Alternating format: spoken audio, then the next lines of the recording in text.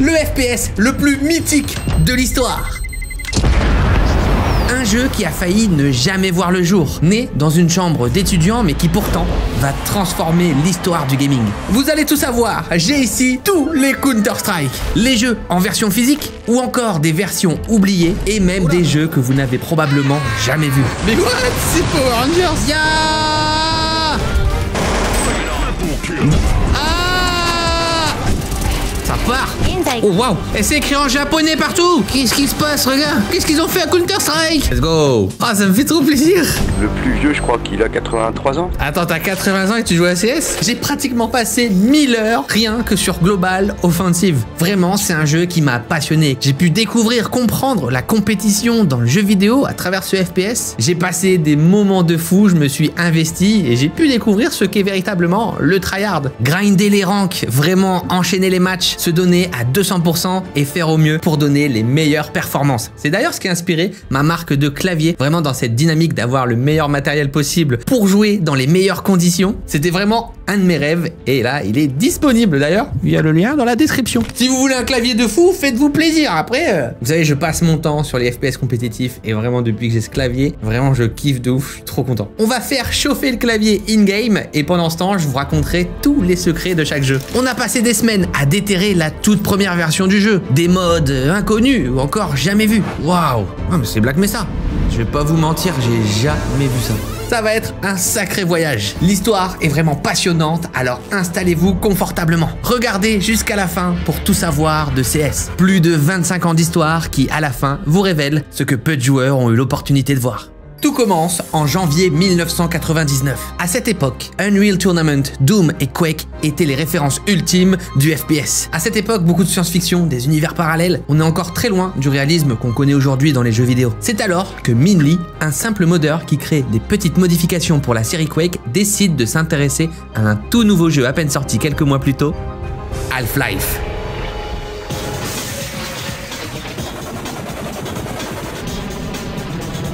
On va beaucoup en parler. Lee, aussi connu sous le nom de Guzman, à cette époque, il est à la recherche d'un nouveau terrain de jeu pour créer le mode de ses rêves. Un mode dans lequel il pourrait reproduire ce qu'il voyait gamin à la télé dans les films comme Air Force One, la saga Tom Clancy ou encore des jeux comme Virtua Cop et Time Crisis.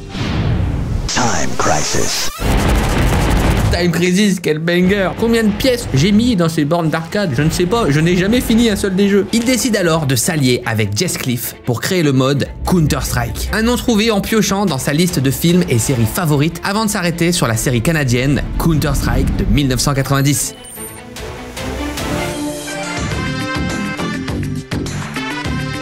C'est à l'ancienne quoi, on est encore loin quand même de la WAP Asimov. Basé sur Half-Life et son moteur Gold SRC, Lee commence à imaginer les prémices de CS en créant des modèles 3D et du code, tandis que Cliff s'occupe du site internet et de la communauté. Au fil des mois, le mode prend forme et des mappeurs rejoignent le projet qui grandit peu à peu. On est donc vraiment sur un petit mode qui utilise Half-Life et qui va avoir plusieurs versions. On commence avec la Beta 1. Le 19 juin 1999, une toute première version du mode sort publiquement, la fameuse Beta 1. Les prémices de Counter-Strike, un nouveau bébé est né. Cette version permettra de découvrir le mode de jeu Hostage Rescue. Et oui, dans un premier temps, Counter-Strike est vraiment, vous le verrez, spécialisé dans le sauvetage d'otages. On y retrouve un arsenal de 9 armes et 4 maps. Malgré le nombre conséquent de bugs, de crash et un équilibrage en mousse, la bêta fait un carton. Enfin, à son échelle, hein. C'est les débuts. Plusieurs centaines de joueurs viennent tester Counter-Strike. Bon, déjà, j'ai galéré à sortir cette version, et disons que, c'était quand même spécial. Waouh! C'est quoi ce truc?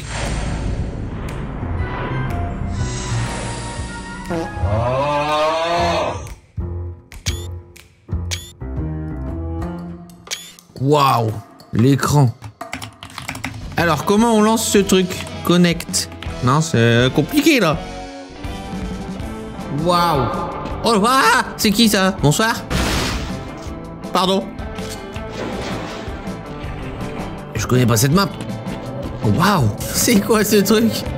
Waouh. On est ici face à l'une des toutes premières maps Counter-Strike. On se croirait dans GoldenEye. Je vais pas vous mentir, j'ai jamais vu ça. Oh!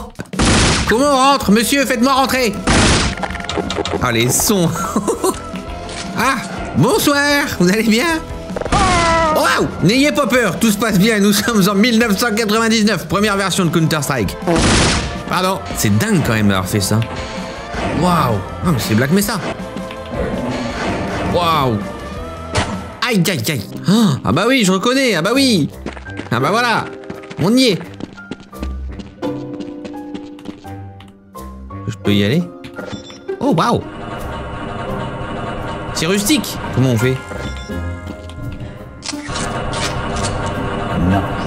Donc là, on n'a même pas encore le couteau, le silencieux ou quoi que ce soit. Et on est vraiment sur des maps exclusives qui n'ont jamais existé sur Counter-Strike Global Offensive ou même CS2 qu'on connaîtra bien plus tard. Ah ouais, là je reconnais bien Black Mesa. Et là, c'était vraiment un bug en fait qui a fait que le Glock tire en rafale, mais normalement c'était pas prévu comme ça. Donc là, on l'a vu avec les bots, le seul mode disponible, c'est le Hostage Rescue. Donc on n'est pas encore sur un mode où il faut planter une bombe et la faire exploser. Et là, anecdote importante, et oui, à la base, dans Counter-Strike, on est gaucher. Et ça, pour les experts, c'est quand même une dinguerie. On est quand même sur des images ultra rares, mais quel plaisir de pouvoir toucher à ça. On est encore très loin du bouleversement que va provoquer Counter-Strike dans l'histoire du gaming. Chaque version va apporter sa pierre à l'édifice, et vous allez le voir, c'est quand même assez incroyable. Suite à ça, Lee retourne rapidement au travail et proposera au fil des mois des nouvelles versions. On aura la bêta 1.9, la bêta 2, la bêta 3, et c'est d'ailleurs dans la bêta 4 qu'on aura le premier mode Bomb Defusal, Search and Destroy, qu'on connaît tous, où il faut planter une bombe ou alors l'empêcher. Le jeu verra passer plus de 11 updates en seulement 7 mois, ajoutant des nouvelles features, des maps, des armes, avant d'arriver à une fameuse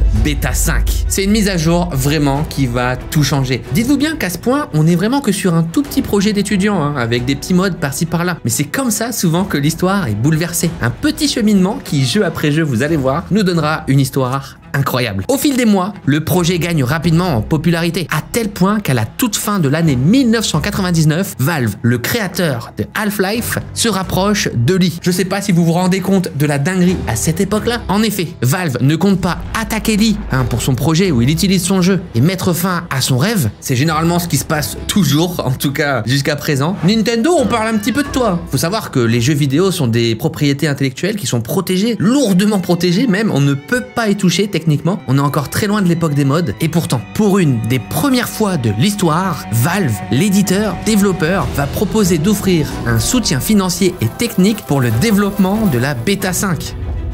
C'est à ce moment-là que le projet Counter-Strike va vraiment exploser. 4 mois plus tard, le 12 avril 2000, Valve et l'équipe de Counter-Strike annoncent officiellement leur collaboration et révèlent que CS 1.0 sera inclus dans une prochaine mise à jour de Half-Life. J'ai ici une antiquité, Half-Life Generation. On a Joystick qui nous dit 96% Half-Life est le meilleur shoot 3D du monde. Et c'est dans cette version que pour la première fois, on verra apparaître le mode Counter-Strike. Regardez ça, là il y a tous les packs. Donc on a vraiment le jeu Half-Life, on a Blue Shift qui est un autre mode, Opposing Force, enfin il y a vraiment tellement de choses à dire sur Half-Life, c'est un FPS qui a eu tellement d'impact. Et regardez à la base, Counter-Strike, c'est ça, un simple mode de Half-Life. Il y a tellement à dire entre la création de Steam, la naissance de tous ces modes. Vraiment, Half-Life, c'est, j'ai envie de vous dire, un des jeux, je pense, les plus révolutionnaires de l'histoire, vraiment. Plus tard, on apprend également qu'en plus du mode Half-Life disponible gratuitement, Counter-Strike sera disponible en standalone, en magasin, afin de rendre plus accessible au grand public. Et j'ai ici la petite boîte, regardez.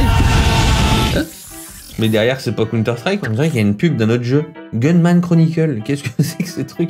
J'ai vraiment envie d'explorer un peu ces jeux. On retrouve le mode Counter-Strike de Half-Life avec sa toute première jaquette et son premier visuel assez mythique. Ici, on voit le logo Half-Life, mais cette fois-ci avec les personnages de Counter-Strike. Et oui, Counter-Strike, cette fois-ci, c'est inspiré des séries que Lee regardait, donc on est vraiment dans les opérations militaires. Le 9 novembre 2000, le mode Counter-Strike gratuit est publié, suivi rapidement par la version boîte, cette fois-ci payante, en boutique. Au fil des mois, le jeu connaîtra de nombreuses mises à jour, avec notamment un mode spectateur, un VOIP, un anti-cheat, et c'est en 2003 que le jeu passera dans sa fameuse version 1.6. Il sera rendu officiellement accessible sur une toute nouvelle plateforme de distribution appelée Steam.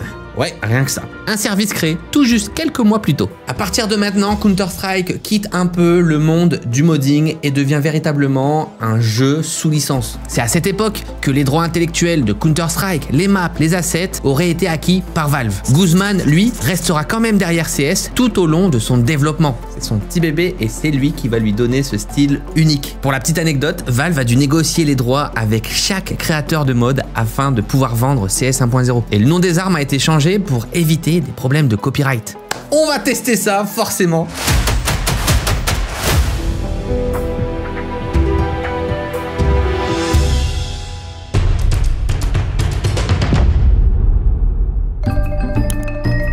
Ok, on va se faire un petit serveur. Un serveur français. Salut comment? Il y a des Français. Salut comment? Hello, hello les gars. Salut Cyril. Hello. Waouh. Alors on va prendre forcément. Il y a déjà, regardez, il y a déjà tout. Hein. On prend le Kev. Là, je suis au pistolet. Ça va ou quoi? Waouh. Waouh. Ah. Désolé, je visite hein. Oh, je l'ai eu, je suis mis une tête. Eh ouais, la tête. Les gars, vous faites quoi sur ce jeu? Faut jouer à CS2 là. T'as rien d'autre à faire. Ah bon. Ennemi repéré.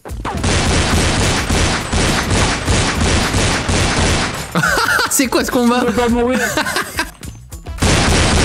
Let's go. Oh putain, il y en a encore un. Ah, c'est incroyable, je m'amuse. Mais en fait, ça sert à rien de jouer à CS2, faut rester ici, c'est mieux. Le groupe antiterroriste remporte la victoire. Ah bah c'est bon, il l'a eu, mon mate l'a tué. Ok, donc là on va prendre Kev casque et une petite PM. Hein. Oh, les PM ici, la Schmitt. On a déjà le couteau, regardez ce vieux couteau. Ah, j'adore. Mais pourquoi? Ah, j'ai pas acheté de munitions, je suis trop con. C'est vrai qu'il faut acheter des munitions. Oh, ils ont mis la bombe déjà. Waouh. Eh, ça fait combien de temps que vous jouez à 1.6? 25 ans. 2 heures. 3 heures. Oh, waouh. Aujourd'hui, oui, quelques heures, ouais. Et en année, la première fois que t'as joué, c'était quand? Il y a des choses qu'on demande pas des vieux, hein. Merci. c'est la maison de retraite ici. Exactement. Le plus vieux, je crois qu'il a 83 ans, c'est ça, hein? Bon, Ouais. tu me contrediras pas. Papy, il a Ouais, c'est 80 Papy, ouais. Attends, t'as 80 ans et tu joues à CS? C'est incroyable. C'est même lui qui programme les bots et c'est lui qui nous fait Non, mais c'est pas bon. Papy, les c'est pas bon. overviews. Ah, Non, ok. c'est pas bon. Bon, c'est pour demain, les 83. Ok. Ce qui est bien avec la vieillesse, c'est Parkinson, ça fait des tirs en rafale impeccables. Cool. C'est ça. Oh, je lui ai mis une tête, Eh, je suis chaud, hein. C'est la faute qui est faute encore. Wesh, ah merde, j'ai tiré sur mon coéquipier, ça m'a bounce. Philippe, où tu te caches? Et qu'est-ce qu'il fait, lui? Oui, j'ai un parachute. Vraiment, déjà, le menu d'achat, il y a absolument tout. Et vraiment, équipement, du coup... Attends, il faut que j'achète... Voilà, les munitions, en fait.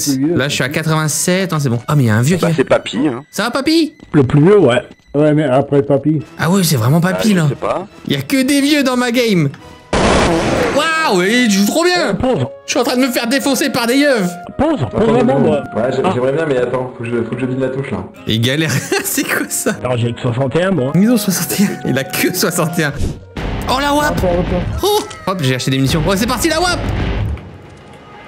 Oh, je lui mets. Oh, il a pris, lui. Oh, je lui mets.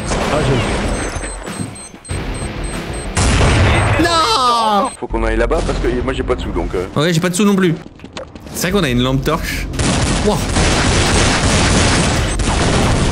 Waouh. Oh, il a pris de tête. Oh.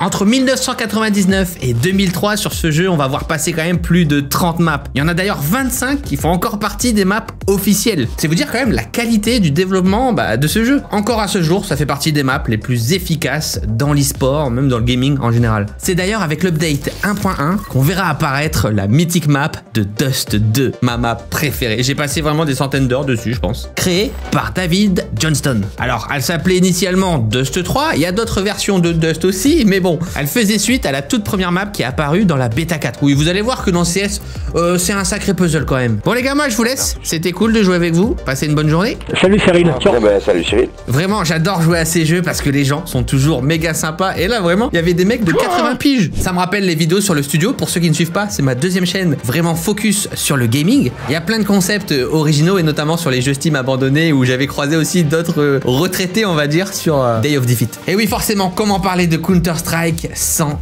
e-sport. C'est en 2001 que l'e-sport est né sur CS lors d'une édition du CPL à Dallas. C'était le tout premier major Counter-Strike. Le cash prize était quand même de 150 000 $, ce qui à l'époque était assez dingue. Par la suite, de très nombreuses compétitions ont vu le jour sur CS au fil des années, comme le WCG en 2002 ou alors les events ESL Intel Extreme Master. C'était tellement en avance sur son temps. Moi, quand j'étais petit, je me rappelais, je voyais des matchs sur Game One et franchement, je vous jure, je comprenais pas tout. Ça me paraissait dingue. Moi, j'étais encore très jeune. Encore aujourd'hui, Counter-Strike est considéré par beaucoup comme l'un des plus grands jeux compétitifs de tous les temps. Forcément, au cœur du jeu, les mods. Et ça, dès 1999, où on voit apparaître les tout premiers skins à télécharger. Et ça s'arrête pas là, hein. Il y a eu vraiment beaucoup de mods sur Counter-Strike. On peut citer notamment les maps Star Wars sur 1.6. C'est un jeu très simple avec une optimisation parfaite qui va tourner sur de nombreux PC et ça devient dès 99 le FPS en ligne de référence. Imaginez-vous, 8 ans plus tard, en 2007, c'est encore le jeu le plus joué d'internet. Sur IGN, il recevra une note de 8,9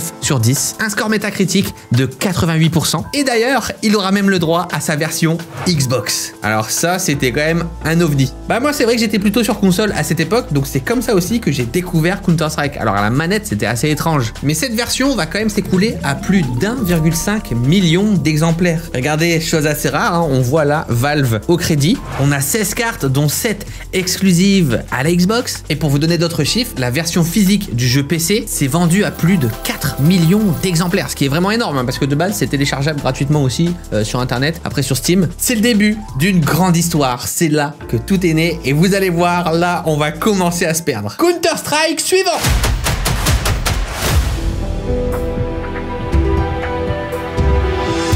Counter-Strike condition 0. Du CS, mais en solo. Après le succès fracassant de Counter-Strike, Valve décide dès 2001 de lancer et d'annoncer le développement d'un nouvel opus, cette fois-ci payant, Counter-Strike condition 0. Contrairement à CS, condition 0 avait pour objectif de principalement se concentrer sur une campagne solo. Chose assez surprenante, mine de rien. La vérité, c'est que Gabe Newell, le CEO de Valve, avait personnellement toujours rêvé de voir ce que donnerait l'univers de Counter-Strike, mais dans un jeu solo. Allez, le zinc, il est pas hyper à l'aise avec les jeux en ligne et ça, c'est dommage pour nous.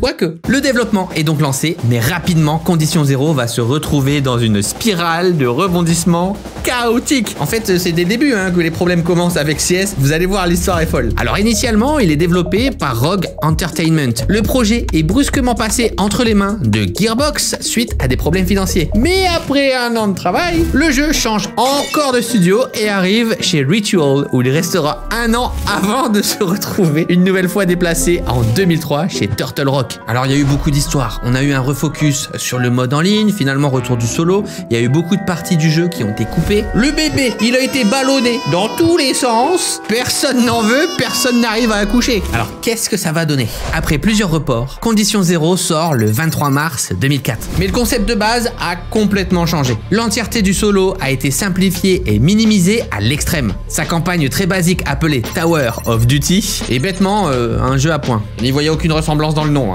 Non. C'est pas ta vidéo. Le multijoueur, quant à lui, propose des nouveautés discrètes mais bienvenues. Toutes les cartes, modèles de joueurs, armes et SFX ont été améliorées et optimisées pour offrir un rendu plus agréable. Condition 0 sera également le premier CS à proposer des bots. Bon, après tous ces problèmes, le lancement du jeu est vraiment compliqué. Les nombreux reports ont refroidi la communauté et la presse dénote un jeu décousu qui est déjà dépassé graphiquement. Et le tout est vendu bien trop cher, 39 €. Mais c'est pas le pire, vous allez voir après. Waouh! Et voici la bête! Regardez-moi ça! Counter-Strike Condition 0. On retrouve Dust, mais là on va avoir aussi Office qui est super intéressante. Ah, les maps elles sont folles. C'est parti. Le problème de jeu, c'est que c'est le même moteur que Counter-Strike, premier du nom. Du coup, il n'y a pas vraiment de changement. Et surtout à 39 €, regardez, c'est vraiment pareil. Alors, il y a un peu d'amélioration quand même sur les sons, mais... Ah oui, il y a les voix et tout. Donc vous voyez, les menus, ils ont changé la couleur. Ça vaut les 40 balles. Let's go. Je sais pas où il est passé. Alors là, on est vraiment accompagné par les bots. On a les informations en temps réel, donc c'est quand même ouf. Oh merde, ça il a dit aïe. Il est où le terroriste? Je vais me le faire. Ah oui, on a les ordres, regardez. Oh, mais qu'est-ce que tu fais, toi? Bah Manu, tu descends? Et pourquoi faire? Wow! Ah, ils sont là! Attendez. Ah bah, ils les ont flingués, désolé. Putain. Ils me suivent. Ouais, bon, d'accord. On est toujours sur le moteur Gold SRC. Il n'y a pas énormément de trucs qui changent, à part les ordres qu'on peut donner aux équipes, les bots. Groupir. Regroupez-vous. Venez. Bah non, j'ai dit de vous regrouper, ça marche pas. Regroupez-vous. Bien reçu. Oui, bah venez là du coup. Négatif. Comment ça, négatif? Il en reste 2. Ok, il en reste 2. Et là, on est vraiment plus peut-être dans une approche à la Rainbow Six. Pour ceux qui connaissaient les jeux de cette époque, on gère un petit peu une équipe, on sauve des otages. Il en reste 1. Mais ouais, mais le bot, il est en train de tout faire à ma place. Moi, je sers à rien. Je sais pas où il est passé. Bah moi non plus. Où que tu te caches, Philippe? Vas-y, je te regarde. Antiterroriste remporte la victoire. Hein? Ah oui, d'accord. Bon, on va arrêter là. Hein. Alors bien évidemment, on a des serveurs. Ça va péter, moi je vous le dis. À l'attaque! Ah, oh, le démembrement. Bon, finalement, on y retourne quoi. Avec les serveurs et les différents modes, on retourne à ce qui était 1.6. À l'attaque! Oh, devant! Ah! Wesh, il se passe quoi? Boum! Boum! Je suis chaud là! Je suis trop chaud! 2 kills, mon zinc, 2 kills. Vas-y, saute! Oh, le parachute! Ah! Grenade! Poif! Oh non, mais il était là, je mets la grenade! Bon, la vérité, c'est que ce jeu, à la base, il devait pas du tout ressembler à ça. Quand Valve transfère le projet à Turtle Rock, il modifie lourdement Condition Zero en supprimant une partie des mécaniques de gameplay, du solo, des armes, des maps. L'objectif est de proposer un jeu beaucoup plus basique, simple et facile à jouer. C'est à cette époque hein, que l'objectif de créer un jeu solo complexe et sérieux va complètement être abandonné. On se retrouve donc sur un hybride un peu bizarre et c'est pour ça que parfois on comprend pas trop l'histoire des Counter-Strike parce que c'est qu'un début. Le jeu possède un DLC appelé Deleted Scene qui propose de découvrir une grande partie de la campagne Solo Cut qui a été développée par Ritual Entertainment. On parle quand même ici de 19 missions exclusives. Bon, clairement, la sortie sera mitigée avec un 6 sur 10 IGN et un score de 65% métacritique. Malgré des bons retours sur son système d'IA qui était assez original, le jeu a rapidement été considéré comme obsolète et pas super innovant. Avec tous ces reports, techniquement on le voit, c'était un petit peu en retard. Il a quand même trouvé un peu son public grâce aux joueurs qui n'avaient jamais testé Counter-Strike auparavant, mais côté e-sport, ça donnera pas grand chose. Il y aura quelques tournois, mais il n'a pas été capable de générer un très grand intérêt comme CS 1.6 ou le prochain qui va arriver. Néanmoins, c'est quand même plus de 3 millions de ventes en magasin sur la version physique. Attention, à cette époque-là, les jeux se vendaient beaucoup plus en magasin que sur les plateformes digitales. Counter-Strike suivant.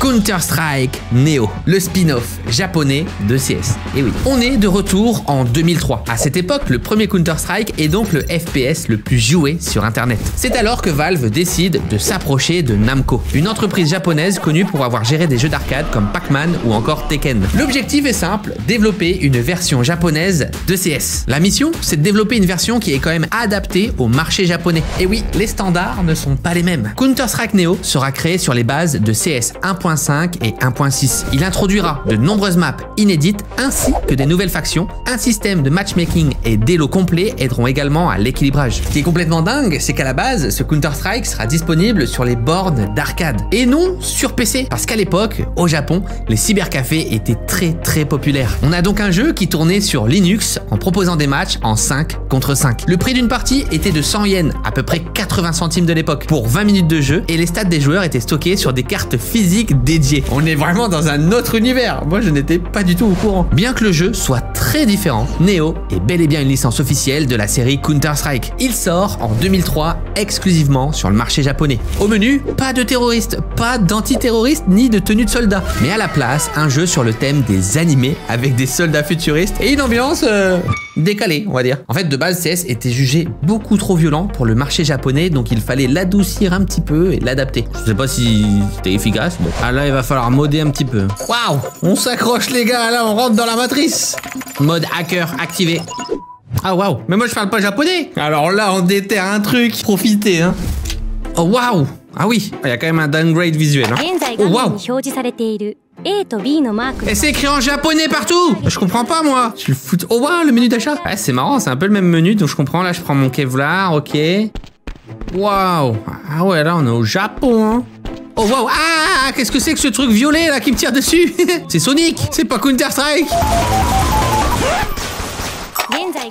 Je crois que j'ai perdu, hein. Oh, la WAP. Waouh. Eh mais le viseur il est bugué, j'ai le seum. Il est cassé. Bam. Coup d'AWAP. Tiens. Tiens, le coquelicot de la muerte. Tu me donnes un sniper. N'importe quel jeu, n'importe quel continent. Oh waouh, oh waouh. La double. Aïe, aïe, aïe, aïe, aïe. C'est vraiment chelou de voir ça dans Counter-Strike. Oh ouais, je suis en défense. Ah ouais, on est tous en violet. C'est quoi ce truc? Regarde ça, Power Rangers. Ça dégage. Ah, il y a la bombe. On a la bombe. Ouah, ça pardonne pas, hein. C'est quand même dingue de dire que ça, bah ouais, c'est Counter-Strike. Dans un univers complètement différent. C'est dingue comme on retrouve aussi bah toutes les bases, hein, que ce soit dans la boutique, les armes, les équipements. Ça a pas bougé, hein. Ils ont posé où? En français, s'il vous plaît. Et clairement, ils tentent même d'aller bien plus loin que le jeu, puisque parallèlement à Neo, un roman visuel appelé Counter-Strike Neo White Memories a été réalisé dans le même univers et explique un peu le lore du jeu. C'est développé par Romance Works et il s'étend sur plus de 12 épisodes. Waouh, c'est fou. Épisode 4, Worms Day. Waouh, on est combien à avoir eu peur là? Oh là, c'est Counter-Strike là. C'est que... Mais what? Il y a des mini-jeux? Hein? C'est quoi ce truc?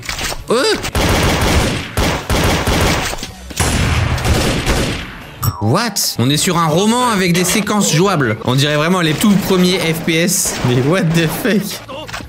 Ah! C'est quoi ce truc? Retournons quand même aux choses sérieuses. Counter-Strike suivant!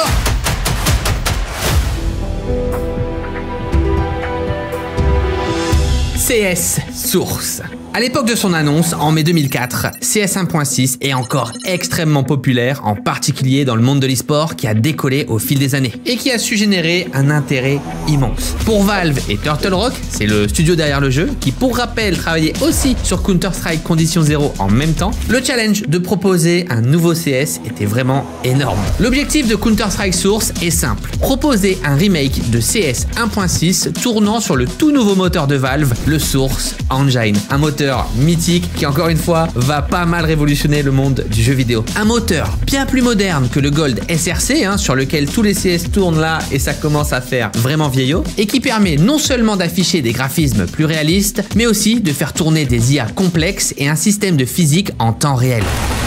Et ça pour le jeu, bah ça va être un véritable banger, que ce soit dans le gameplay, dans les différentes mécaniques qu'on va pouvoir aborder au fil des modes. Le 7 octobre 2004, le jeu est lancé en magasin et sur Steam. Mais contrairement à CS 1.6 qui était disponible gratuitement avec l'achat de Half-Life, Source lui est vendu pas moins de 40 €. Ouais, commence à piquer. Cela dit, le jeu propose quand même 9 maps entièrement remasterisées et on ajoutera 9 au fil du temps, avec son petit lot de graphismes HD et pas mal de petites nouveautés qui sont bienvenues. Pour la presse et une partie des joueurs, Valve a réussi son pari et propose un remake de qualité. Encore une fois, je le rappelle, on est quand même en 2004 et ce genre de remake est quand même assez rare. Il faut savoir que le moteur Source va vraiment genre taper très très fort, puisque beaucoup de jeux qu'on va adorer et vraiment poncer sur Steam pendant de longues années vont se baser uniquement sur ce moteur, et sa plus grande particularité, c'est le retour aux sources, sans mauvais jeu de mots, le modding. Effectivement, en plus d'intégrer directement des bots, c'est quand même un game changer pour l'époque, Counter-Strike Source est fourni avec le kit SDK qui permet aux modeurs de modifier plus facilement Counter-Strike. Et ça, c'est vraiment une révolution, parce que là, pour CS, les possibilités sont presque infinies. Tout se passe pour le mieux. Une note Eurogamer à 90 sur 100, un avenir assuré grâce au mod, mais il y a un petit problème. L'e-sport. Là où les choses se compliquent, c'est pour une partie des joueurs compétitifs. Dans le monde de l'e-sport, l'arrivée de Source ne plaît pas vraiment. Pour beaucoup, le jeu est moins réactif et le skill ceiling, c'est un peu le niveau de complexité pour maîtriser le jeu au max, est beaucoup plus bas que sur CS 1.6, qui rend le jeu beaucoup moins intéressant pour les pros. Pendant longtemps, la communauté s'est divisée sur la supériorité de 1.6 contre Source. Et une partie des joueurs, notamment les pros et amateurs, feront le choix de rester sur 1.6. L'histoire de Counter-Strike est hyper complexe, on ne fait qu'aborder le sujet, on est à peine qu'à la moitié. C'est assez dingue. Si on regarde aujourd'hui sur Counter-Strike, il y a quand même plus de 14 000 joueurs. Et sur la version la plus récente, Counter-Strike Source, il y a 10 000 joueurs, un tout petit peu moins. Et ça reste énorme pour des jeux aussi vieux, c'est vraiment dingue. Bon, on estime aussi qu'il y aurait probablement pas mal de bots. À prendre avec des pincettes. C'est pour ça que l'histoire de Counter-Strike est aussi complexe. Entre les puristes qui préfèrent les versions plus anciennes, les versions modées ou alors exportées à l'étranger dans d'autres continents, les remakes avec les nouveaux moteurs, vous le verrez en fin de vidéo aussi. C'est une sacrée gymnastique. Quoi qu'il en soit, Source va permettre à Counter-Strike d'atteindre des sommets. Et là, on a le fameux menu Valve. On le voit, les menus sont toujours un peu pareils. Je vais pas créer un serveur, on va voir s'il y a des gens. Hello guys. Salut Cyril. Guy with Asian name. Please change your nickname so we can understand it. Ah, ils sont au premier degré, il y a vraiment zéro fun. Le gars va se faire ban du serveur parce qu'il a un nom asiatique. On est sur un serveur français, les gars. Ah ouais, respectez. On est sur la fameuse map Dust 2. Les gars, c'est ma première fois sur Source, hein, je vous préviens. Très bien. Alors sur ce serveur, pour information, l'objectif est obligatoire. D'accord. Pas de grossièreté, pas de TK. Ok. Pas de bunny hop. Ok. Pas de straf. Ça roule. Je peux engueuler moi Donc là on voit ça change pas énormément. Mais grâce au mode on peut avoir des versions de maps différentes. Regardez la physique, les ragdoll. C'est vraiment ça qui va aussi quand même changer la donne pour le jeu. Donc quand on s'arrête juste aux textures, c'est pas une avancée énorme. Mais si on regarde plus dans le squelette du jeu, c'est quand même une petite révolution. Oh c'est moi là. Ah, derrière, mid. Window. Mort. C'est génial. Après je connais vraiment par cœur. Ah, c'est dur. Je vais short. Pour info, Cyril, la bombe est au dernier kill. Ah, je peux pas diffuse tant qu'il n'y a pas le dernier kill. Tu peux diffuser avant le dernier kill si t'as l'opportunité, bien sûr. Mais par principe, sur ce serveur, la bombe est au dernier kill s'il y a le temps. Ok. J'ai pas compris. Pas sur B. Ça va péter! Oh, la belle grenade. Ah, j'ai envie d'y jouer encore plus. J'ai envie de traîner un petit peu, là. Oh, mais là, c'est vraiment genre... c'est go, quoi. Ah, c'est vrai que là, il y a un vrai gap quand même sur les lumières, etc. Ah, j'entends des steps. Ça push. Non, j'ai switch, c'est vrai, il y a ce switch sur les anciens CS. Aïe. Bon, c'est presque nickel. On voit quand même que bon, l'arme, les mouvements, les sons et tout, il y a quand même des améliorations à faire, mais on est vraiment pas mal. Oh, j'ai pris la WAP. Oh, no scope.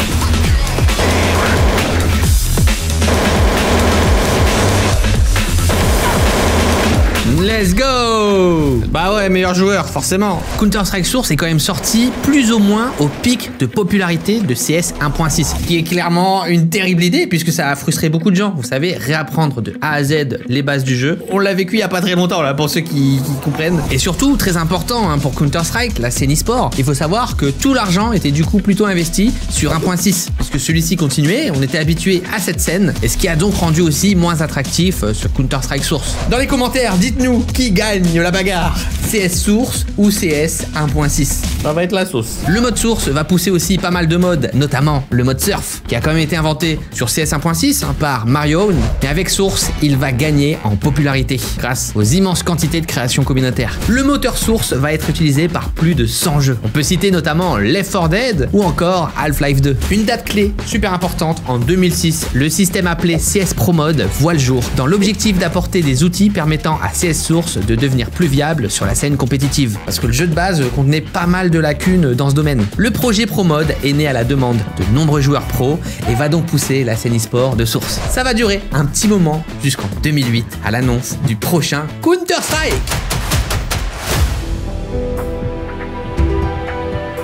Retour en Asie avec Counter-Strike Online.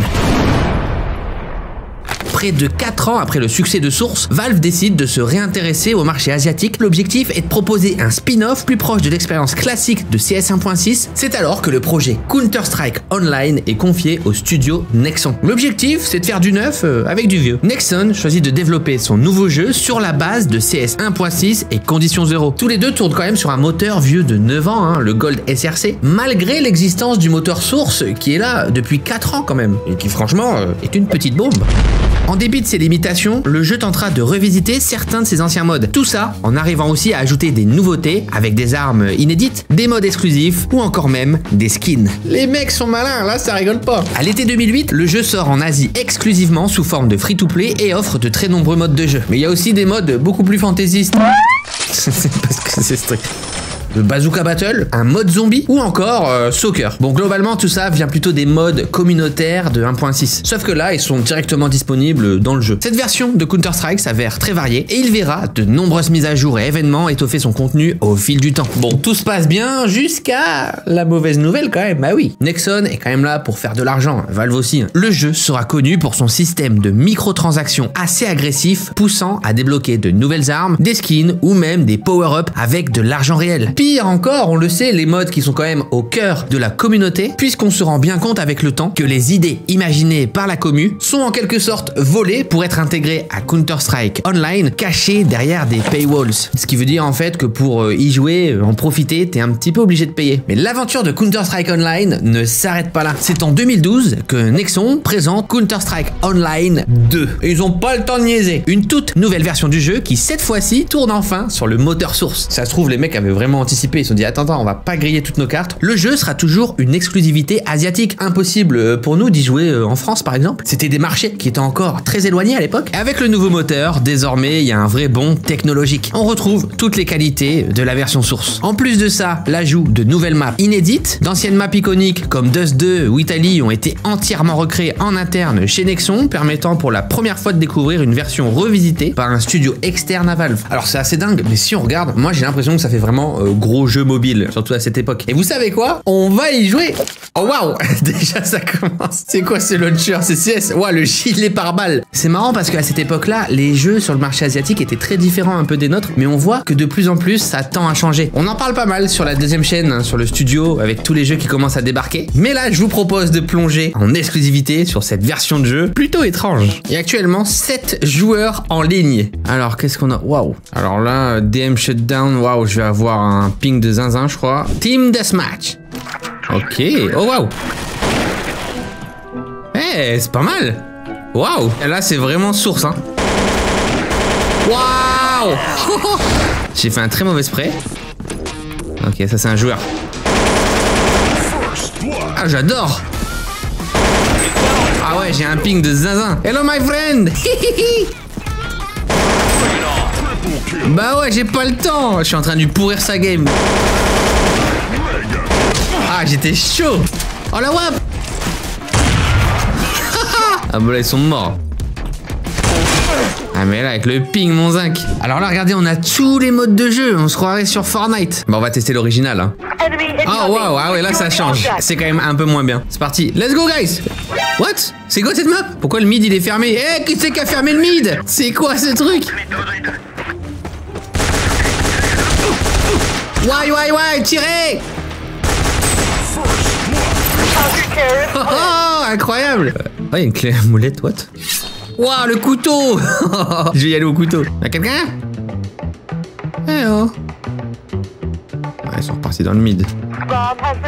Putain, ils sont sur le site. Allez, vas-y, je te suis à la molette. Putain, je t'inquiète. Oh bah merde. Ah oui, bah. Oh, la wap.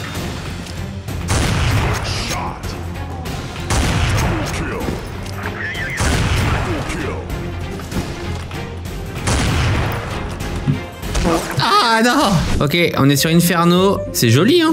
C'est parti.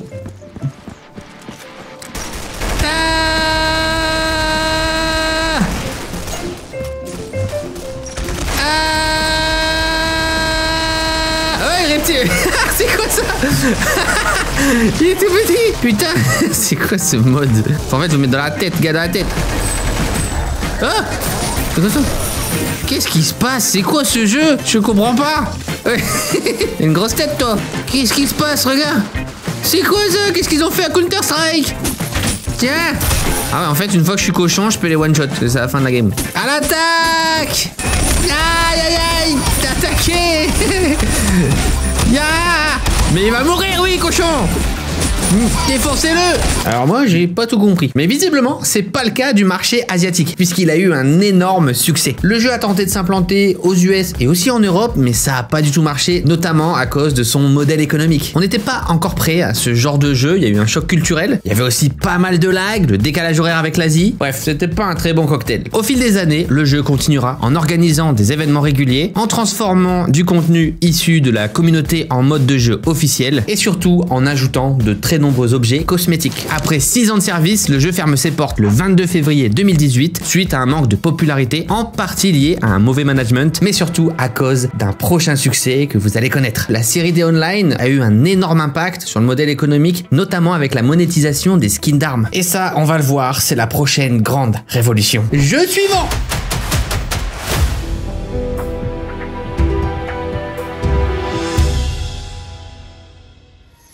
Counter-Strike Global Offensive. Oh, waouh. Et oui, sans doute le jeu que j'ai le plus poncé dans ma vie, bientôt 1000 heures de jeu. J'ai pu en faire des vidéos, j'ai vraiment grindé jusque LEM. Plutôt étonnant, mais l'histoire de Counter-Strike Global Offensive commence sur console. Ouais. Contre toute attente, l'un des CS les plus populaires de la série devait initialement être un jeu console. Et oui, en 2010, Valve commande au studio Hidden Pass un portage de CS Source pour la 360 et PS3. Il y avait un véritable intérêt pour Counter-Strike de s'implanter sur le marché. Ça fait un petit moment qu'ils évoluent dans la bulle du PC, qui est pas non plus la plus dominante du marché. En interne, les plans changent et Valve décide finalement de tirer un trait sur les consoles et se concentrer sur la création d'un tout nouveau Counter-Strike qui serait une vraie suite à la série. Il doit réussir à réunir les joueurs de CS sur un seul et même jeu. Les gars, ils sont encore dans le bras de fer, hein. Et je peux te dire que la communauté CS, tu la déboulonnes pas de son jeu. En 2011, des phases de bêta sont organisées aussi bien avec des joueurs pros que des amateurs pour améliorer les mécaniques de gameplay. Puis enfin, le 21 août 2012, Counter-Strike Global Offensive sort officiellement. Son lancement est vraiment compliqué. Le jeu est un étrange mélange de 1.6 et source et les nouvelles mécaniques de gameplay ne plaisent pas à tout le monde. Pour couronner le tout à sa sortie, il est très mal équilibré. Il y a énormément de bugs qui sont découverts, rendant le jeu quasi injouable. What the fuck? Oh my god, I'm flying. I'm Jesus. Et là, on est très proche de la catastrophe. Heureusement, Valve prend le sujet très au sérieux. En quelques mois, plus de 60 patchs correctifs sont déployés presque chaque semaine pour améliorer CSGO. Et résultat, ça marche. Lentement, mais sûrement, de plus en plus de joueurs débarquent sur le serveur. Et regardez, c'est assez dingue quand même de voir au lancement, c'est quelques dizaines de milliers de joueurs et très vite, on va atteindre les centaines de milliers pour même plus tard aller toucher les millions. Dites-vous que le jeu a quand même explosé 7 ans après sa sortie. C'est vous dire aussi la profondeur d'un jeu tel que Counter-Strike, mais ce qui va véritablement aussi causer l'explosion de popularité de ce jeu, c'est une mise à jour très précise. C'est à partir d'août 2013 que le destin de CSGO va prendre une toute autre ampleur. Valve annonce une mise à jour majeure appelée Arms Deal. Elle introduira de façon inédite dans la série le concept de caisse d'armes et qui peut nous donner accès à des skins. La première caisse, sobrement appelée Weapon Case numéro 1, ouvrable avec une clé vendue 2,50 €, intégrera l'une des toutes premières collections de skins de la série. On est très en avance sur la période des lootbox, mais là où Steam a vraiment changé la donne, c'est qu'en plus, les skins gagnés dans ces caisses peuvent être revendus à d'autres joueurs sur le marché Steam contre de l'argent réel, ce qui va littéralement créer un marché spéculatif. Et tout ça va mener à parfois monter les prix de certains objets à des sommes folles. C'est un tout autre monde qui s'ouvre à Steam. Au fil des mois et des années, de nouvelles caisses avec de nouveaux skins apparaissent, ce qui alimente un marché grandissant à une vitesse fulgurante. Et clairement, dans le succès de Counter-Strike Global Offensive, les skins prennent une part énorme. Le concept gagne très rapidement en popularité, mais certains trouvent le système de Valve très peu attractif. Parce qu'en fait, le taux de chance réel d'avoir un skin ne serait qu'en moyenne à moins de 3% pour des catégories classifiées. Mais pire, pour les objets rares, on serait à moins de 0,26% de chance de les avoir. Du coup, on se retrouve à ouvrir pas mal de caisses et à avoir des skins qui ont presque aucune valeur et avec lesquels on peut pas faire grand chose. C'est suite à ce constat que des sites alternatifs comme Hellcase, mon sponsor depuis de nombreuses années maintenant, ont été créés. Moi, dès l'apparition de ces sites, je ne suis plus du tout passé sur le marché Steam. Vous pouvez ouvrir des caisses personnalisées qui vous permettent de connaître exactement ce que vous pourriez gagner, ainsi que votre taux de chance avec des marqueurs clairs. Et tout ça permet aussi de créer des boîtes beaucoup plus intéressantes avec des skins soit plus stylés ou soit qui ont une plus grande valeur. Donc on peut en avoir des vraiment pas chers, mais il y a aussi des sommes beaucoup plus élevées qui contiennent des skins plus exclusifs. D'ailleurs, avec mon code CyrilMP4, vous avez 70 centimes offerts et avec ça, vous pouvez déjà ouvrir des caisses gratuitement. D'ailleurs, pour ceux qui veulent, j'ai une caisse qui est pas mal et bientôt, il y en aura une nouvelle pour la chaîne Studio. Il y aura des concours pour l'occasion, ça va se passer sur ma chaîne gaming Cyril Studio. N'oubliez pas de vous abonner et de suivre les contenus Counter-Strike. Avec mon code, vous avez aussi 10% de bonus en rechargement. Vous pouvez aussi échanger directement vos skins pour avoir des meilleures caisses, des fonctionnalités pour améliorer vos skins. Il y a pas mal de concours gratuits Et surtout, pour ceux qui suivent un peu l'actualité, il y a une toute nouvelle caisse qui vient d'être droppée pour CS2. C'est le meilleur moment d'ouvrir des caisses. En parallèle de ce marché grandissant, le monde des compétitions e-sport décolle de façon délirante au milieu des années 2010. CSGO devient alors un véritable tremplin pour les joueurs compétitifs. Au fil du temps, des noms comme Kenny S, Simple ou encore Kovac vont se faire connaître et plusieurs centaines de millions d'euros de cash prize seront gagnés au travers de près de 7000 événements. On va rejouer à CSGO et ça va me faire très plaisir. C'est vrai que techniquement, c'est plus un jeu qui est accessible. C'est un move assez étonnant, mais vous verrez, je vais tout vous raconter. Oh, mes aïeux, ancienne version de CSGO. Après, on est quand même sur le menu le plus récent, mais bon. Oh là là, mon ancien inventaire. Bon là, moi, c'est tous les skins que j'ai chopés au fil des vidéos, hein, bien sûr. Bon, ça, forcément, c'est les plus chers. C'est pas forcément les plus intéressants, ça sert à rien. Mais vous pouvez avoir plein de petits skins vraiment sympas pour pas grand chose. Quand vous faites ça, n'oubliez pas que les skins, c'est vraiment un achat. Il faut pas faire ça pour l'argent. C'est pas du tout un investissement ou de l'argent que vous allez forcément récupérer. Juste faites-vous un achat plaisir et vous en profitez. On est sur Mirage. Aïe, aïe, aïe. Oh, il y a du monde. Hello, guys. Ah, c'est bon, on est sur CSGO. Oh, voilà la map, regarde le ciel. I miss CSGO. How you doing, man? I'm doing great. And you? I'm good, man, I'm good. Ça, c'est les bons OG de CSGO. Regardez la wap fade. Hein? Ah, j'ai le seum, j'ai trop de problèmes de crash. Bon, je vais retenter une autre game. Let's go. Ah, ça me fait trop plaisir. Ah, j'ai plus mes skins, j'ai plus rien. Ok. Mais je vois les dégâts que je lui mets. C'est cheat. Tiens, 14. Tiens, prends. Ah, j'étais sûr, ils sont dans la short. Oh, ce qu'il met. Nice, bro. You noob. You noob. Noob. Noob. You noob. You noob. Ah, ça, c'est CSGO. 1v1, c'est parti. J'ai la bombe, je suis bien. Ah, il meurt jamais. Moi, je force. Rien à foutre. Oh, il y a du monde. Oh, je suis mort. Ah! Oh, le retour catastrophique. Une nouveauté importante aussi pour CSGO, c'est l'ajout de ce qu'on appelle les opérations. C'est en 2013 qu'on peut découvrir la première. C'est une sorte de grosse mise à jour qui va être mixée à un DLC ou des packs de contenu qui vont ajouter de nouvelles fonctionnalités et ça coûte en moyenne 6 € pour y accéder. Il faut savoir que le jeu a été porté sur PS3 et Xbox 360 en 2012. Mais bon, ça a vraiment pas pris. Le jeu à la manette, en fait, était pas hyper adapté au gameplay de Counter-Strike. La forme de CSGO va aussi pas mal évoluer. À l'hiver 2018, Valve annonce que CSGO deviendra un free-to-play. Ils proposeront aussi un mode Battle Royale appelé Danger Zone. C'est vrai qu'à cette époque-là, c'était vraiment la mode. Tout le monde sortait son Battle Royale. On va pas se mentir, Counter-Strike, c'était pas terrible. Jeu suivant.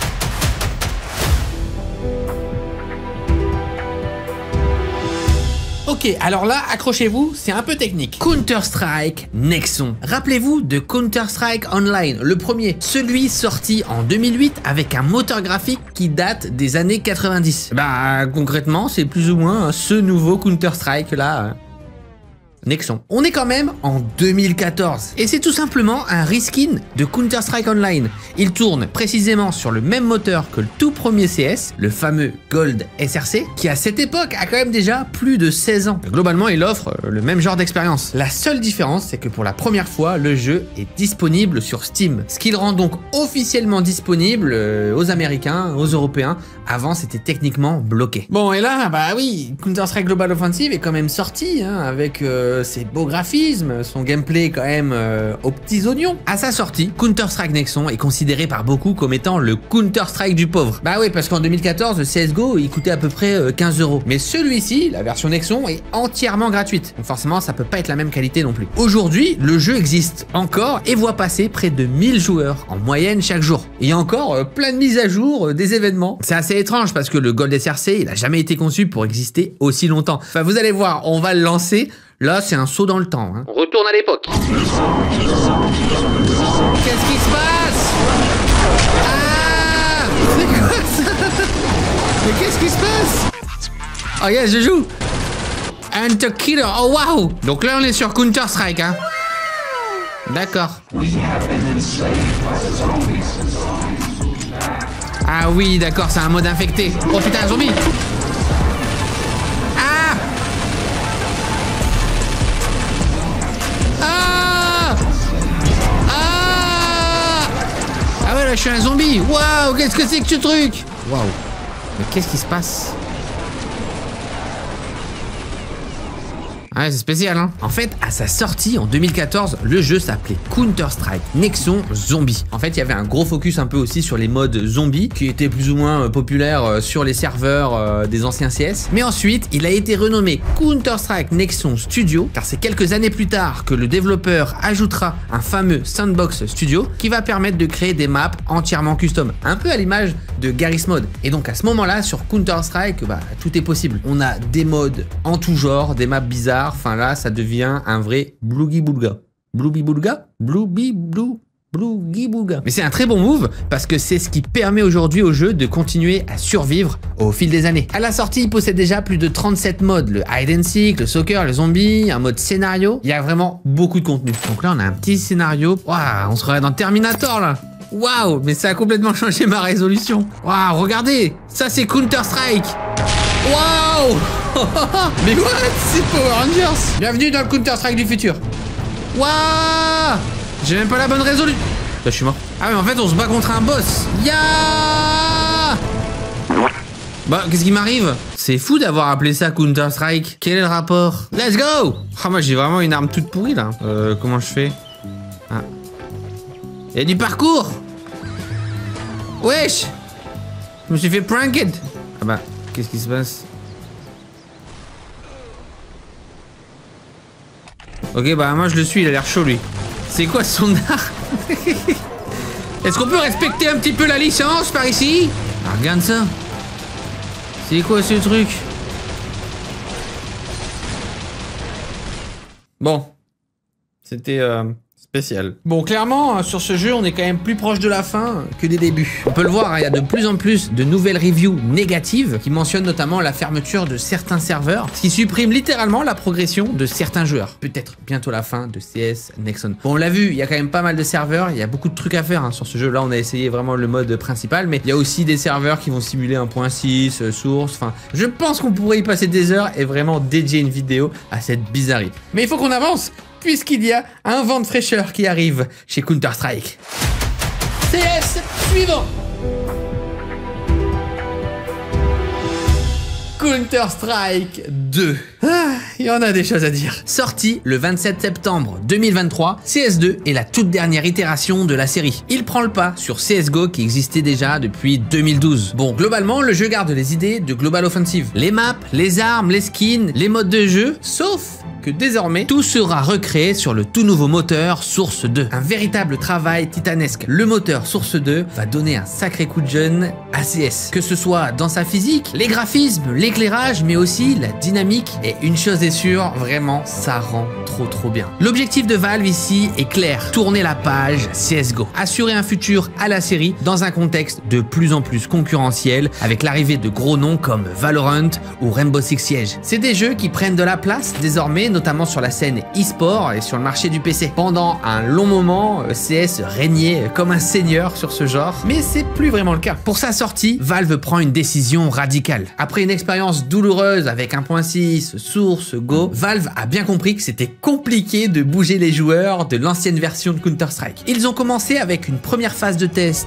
aux accès limités pour enfin couper brutalement l'accès à CSGO. Sans annonce, sans teasing, rien. CS2 remplace littéralement Global Offensive, même dans votre bibliothèque, sur la page de jeu, Go a disparu. L'objectif est clair, ne pas scinder en deux la communauté et pousser tout le monde à aller directement sur CS2. C'est un peu un move un petit peu compliqué. Et une chose est sûre, le lancement est mouvementé. Avec une sortie précipitée bloquant l'accès à CSGO, ce qui a mis beaucoup de joueurs en colère. Mais le pire, c'est que le jeu sort dans une version incomplète, avec des maps, des modes de jeu ou encore le workshop complètement absent. Le workshop sur Global Offensive permettait de jouer sur des serveurs custom, de créer des modes personnalisés et c'était franchement trop cool. On pouvait jouer en privé avec des potes et aller bien plus loin que le bomb diffusal, le match à mort. C'était une partie importante du jeu. Le jeu est alors critiqué de n'être qu'une coquille vide optimisée pour l'e-sport, oubliant ses origines proches du modding et de la communauté. On l'a vu avec toute cette vidéo, c'était quand même au cœur de CS, le modding, et d'ailleurs on l'a toujours pas vraiment. Aujourd'hui, le jeu se porte mieux. On a quand même des gros problème de cheater, l'absence de mise à jour majeure, mais néanmoins, le jeu reste l'un des plus joués de Steam, avec plus d'1 500 000 joueurs quotidiens. Et en parallèle de ça, la Team eSport se porte très bien, avec les récentes Extreme Masters, qui ont été à Cologne avec un cash price à 1 million de dollars. On attendait aussi une nouvelle opération, de la nouveauté avec les skins. Le moteur source permet vraiment d'avoir des visuels de dingue et d'aller beaucoup plus loin dans les patterns de skins. Et là, une chose est sûre, les choses vont mieux. Ça vient de tomber. Après avoir un petit coup de chaud au lancement, puisque le marché est ultra spéculatif et a perdu un peu en valeur, aujourd'hui, il a repris pas mal de couleurs. Par exemple, le Glock 18 est passé de 43 $ un mois après le lancement de CS2 à près de 60 $ aujourd'hui. Pareil pour l'Asimov, qui au lancement est passé à 95 $ et aujourd'hui à 120 $. Avec la toute nouvelle mise à jour Arsenal, il y a désormais des ajouts in-game, on peut avoir des porte-bonheur, on peut utiliser les stickers de façon beaucoup plus poussée et même une nouvelle caisse et des nouveaux skins. Ça va vraiment donner un coup de boost à CS et c'est que le début je pense. À mon avis, on peut attendre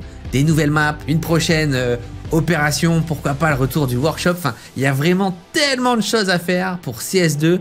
J'attends que ça. Il faudrait un anti-cheat beaucoup plus solide. Et visiblement, il y a une chose en tout cas qui marche bien, c'est quand même les skins. Encore une fois, je le rappelle, si vous voulez pour CS2 avoir des bons skins, utilisez mon code sur Lcase, CyrilMP4. Vous avez 70 centimes offerts et vous pouvez déjà ouvrir des boîtes. Faites attention quand vous ouvrez des caisses. Vraiment, considérez que c'est un achat, c'est de l'argent perdu. Ne considérez pas du tout ça comme un investissement. Vous n'allez pas gagner d'argent avec les skins de CS, c'est beaucoup trop risqué. Restez-en aux choses simples des skins de jeu, achetez-les, faites-vous plaisir, jouez avec. Moi personnellement, depuis toutes ces années, j'ai presque rien revendu en fait, j'ai toujours tout gardé pour moi. C'est ma petite collection, un petit peu comme des cartes Pokémon. Et surtout, j'attends des nouvelles mises à jour sur le jeu pour pouvoir m'y remettre bien comme il faut. Pour les experts, faites-nous un petit rapport en commentaire de ce qui se passe sur CS2. Est-ce que vous êtes plutôt satisfait de ce jeu ou à l'inverse, est-ce que ça vous a déçu?